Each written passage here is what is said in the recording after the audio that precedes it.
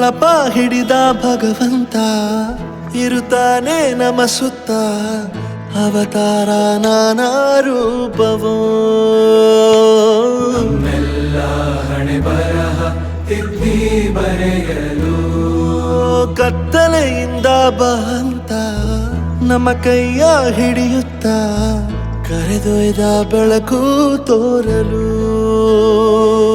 ನಯವಾಗಿ ಗದರೋದು ನಮ್ಮ ಬೆಳೆಸಲು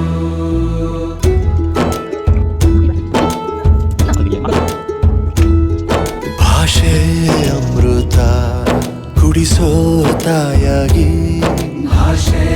ಅಮೃತ ಕುಡಿಸೋ ತಾಯಾಗಿ ಭವಿಷ್ಯ ಬರೆವಂತ ತಂದೆ ನೋವಾಗಿ